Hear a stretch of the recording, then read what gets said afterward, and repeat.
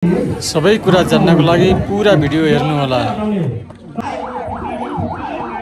हाम्रै घरमा महानगर प्रहरी बलका दिनेश अर्याल सर, वडा सदस्यज्यूहरू, कार्यपालिका सदस्यज्यूहरू, यस विपद व्यवस्थापन समितिका पदाधिकारीज्यूहरू लगायत यस वडाभित्र रहनुभएका सम्पूर्ण आदरणीय दाजुभाइ तथा दिदीबहिनीहरू र विभिन्न सङ्घ संस्थाका पदाधिकारीहरू सम्पूर्णमा सिङ्गो 31 वडा परिवारको तर्फबाट र मेरो व्यक्तिगत तर्फबाट यहाँलाई हार्दिक न्यानो स्वागत अभिवादन व्यक्त गर्न चाहन्छु। आजको मकसद भनेको हामीलाई जस्तो सुकै विपद पर्दा पनि विपद भनेको बाधा बजाएर आउँदैन, त्यसैले जुनसुकै अवस्थामा विपद पर्दा बाँच अनि बचाऊ भन्ने उद्देश्यका लागि आज हामीले चारवटा सङ्गठनबाट हामीले उहाँलाई प्रतिनिधि सरहरूलाई बोलाएका छौँ र उहाँले आज डेमो सहित तपाईँहरूलाई चाहिँ प्र्याक्टिकली देखाउनुहुनेछ। जुन अभ्यासबाट यहाँले केही कुरा सिकेर जानुहुनेछ र आफू पनि बाँच्ने होइन अरूलाई पनि बचाउने जुन उद्देश्यका साथ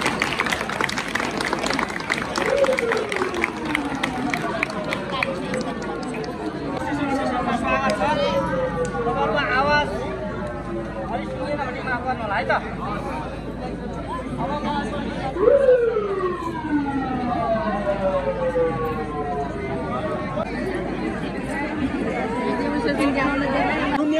एक क्लासको आगो भनेको बलेर खरानी हुने चिज हो, काठ दाउरा चिजहरू।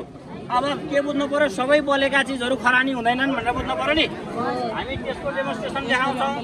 बी क्लासको आगो भनेको फ्लेमेबल लिक्विड्सहरू, पेट्रोलियम पदार्थहरू हो, त्यसमा आग लागि भयो भने के गर्ने भनेर डेमोन्स्ट्रेसन देखाउँछौँ है।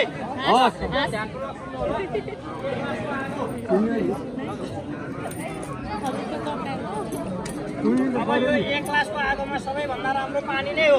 पानी नै प्रयोग गर्नुभयो भने हुन्छ र पानीको साथसाथै तपाईँ हामीसँग फायर एक्सटिङ्ग्विसर छ भने फायर एक्सटिङ्ग्विसर प्रयोग गरेर पनि के गर्न सकिन्छ, यो एक क्लासको आगो निभाउन सकिन्छ। कुरा बुझ्नुभयो। तर बी क्लासको आगोमा फेरि के गर्नु हुँदैन, पानी प्रयोग गर्नु हुँदैन। पानी प्रयोग गर्यो भने बी क्लासको आगोमा आगो निम्नको सट्टा झन् के हुन्छ, यस्तो बेलामा चाहिँ हामीले के गर्नुपर्छ, बेस्ट चाहिँ फोम प्रयोग गर्नु बेस्ट हो। तर हामीसँग फोम प्रयोग गर्ने कल्चर अलिक कम छ। सबै ठाउँमा इजिली एभाइलेबल हुने भयो हुनाले हामीले एबिसी मल्टिपर्पज फायर एक्सटिङ्ग्विसरै प्रयोग गर्छौँ है त।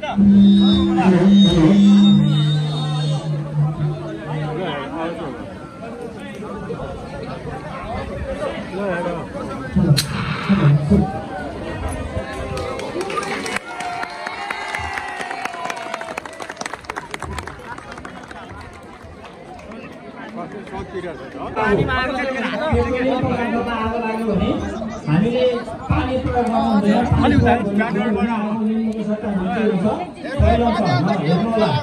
क्लासको आगोमा पानी प्रयोग गर्यो भने पानी आगो झन् फैलन्छ। त्यही भएर पेट्रोलियम पदार्थहरूमा आगो लाग्यो भने पानी प्रयोग नगर्ने, आवश्यकता अनुसार फोम प्रयोग बेस्ट हुन्छ। हामीले फायर एक्सटिङ्ग्विसर पनि प्रयोग गर्न सक्छौँ। यो सबैले प्रयोग गर्न सकिन्छ भने सामान्य आगो निभाउन सकिन्छ। यो अहिले हजुरहरूलाई यहाँ हामीले आगो किचनमा लागेको मान्नुहोस्। अहिले यसलाई किचनमा लागेको के टाइपको फायरमा चाहिँ जस्तो तपाईँ सेल पकाउँदै हुनुहुन्थ्यो, त्यसमा आगो लाग्यो अथवा कुनै सागहरू पकाउँदाखेरि आगो लागि सुरु भयो भने त्यस्तो बेलामा चाहिँ ढक्कनहरू प्रयोग गरेर पनि के गर्न सकिन्छ, आगो लागिलाई नियन्त्रण गर्नुपर्छ। बिस्तारो जाने अनि मजाले के गर्नु पर्यो, यसलाई छोड्नु पर्यो।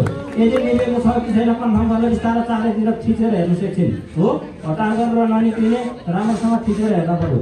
अब यसले तपाईँहरूलाई के गर्छ, यो डेमोन्स्ट्रेसनले भन्दा कम्तीमा सानो सानो आगोबाट हुने डर मात्रै हटाउने हो। तर घरमा गएर प्र्याक्टिस गर्ने चाहिँ होइन। यो फेरि घरमा गएर प्र्याक्टिस गर्ने हो भने यसले जोखिम निम्त्याउन सक्छ, प्र्याक्टिस नगर्नु होला। यस्तै तपाईँहरूले हावाको दिशा हेरेर यसलाई फायर ब्ल्याङ्केट अथवा मन्टीहरूले छोपेर पनि के गर्न सक्नुहुन्छ, आगोलाई नियन्त्रण गर्न सक्नुहुन्छ।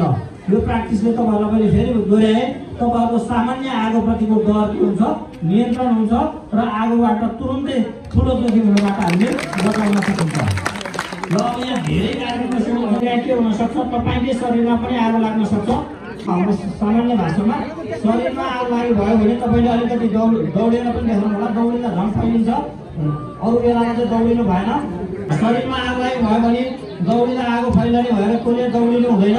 हामीले के गर्नुपर्छ, अलिक खुल्ला ठाउँमा जाने ड्रप गर्ने अब सेफली ड्रप हुने ड्रप गरेपछि के गर्नु पर्यो हो यसरी रोल गर्नु पर्यो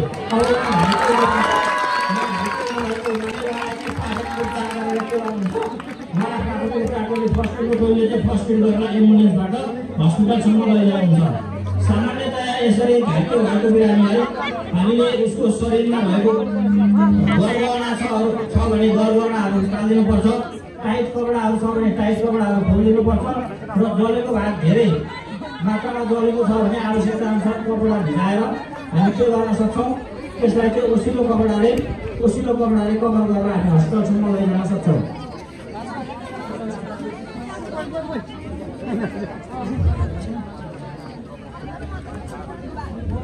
अब हाम्रो अवसरहरूले स्टेजरमा राख्नको लागि स्टेजर तयार गर्न सक्नुहुन्छ यसको बेलामा सामान्यतया घाइते बिरामीको ठुलो स्पाइनल इन्जुरीहरू नहुने भावनाले लिफ्ट गर्दा त्यति धेरै ध्यान दिनु पर्दैन तर कुनै अवस्थामा चाहिँ मेरुदण्डमा चोट लागेको हुन सक्ने हुनाले मेरुदण्डमा चोट लागेको बिरामीलाई चाहिँ ग्राउन्ड लिफ्ट गरेर कम्तीमा 3 जनाले के गर्नुपर्छ सपोर्ट गरेर उठाएर मात्रै के गर्नुपर्छ हामीले स्टेजरमा राख्ने गर्नुपर्दछ प्रहरीको 100 दमकल 101 एम्बुलेन्स 102 101 102 र 103 तीनटा नम्बर सम्झ्यो भने धेरै इमर्जेन्सीहरू एड्रेस हुन्छ त्यही भएर यो नम्बर त तपाईँ हामी सबैले जान्न पर्ने नम्बर हो के न यसको बेलामा पुगेको मान्छे सामान्य होसमा सहजै हुन्छ भने उहाँले पनि सपोर्ट गर्न के गर्न सक्नुहुन्छ स्टेजरमा बस्न सहयोग गर्न सक्नुहुन्छ है त्यो अवस्था हुन्छ यसरी डाइरेक्टमा राखेर ग्राउन्डमा सिट गरेर राख्नु भएको राम्रो हुन्छ ल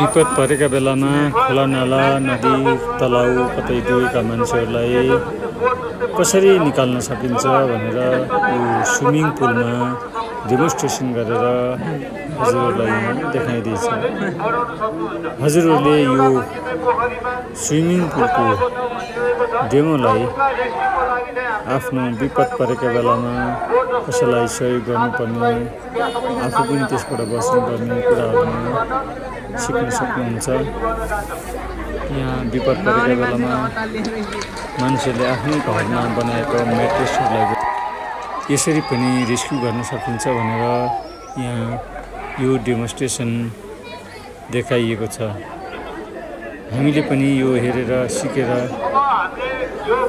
अप्ठ्यारो परेको बेलामा हामीले सहयोग गर्न सक्छौँ त्यसैले हामीले यो सिक्नु जरुरी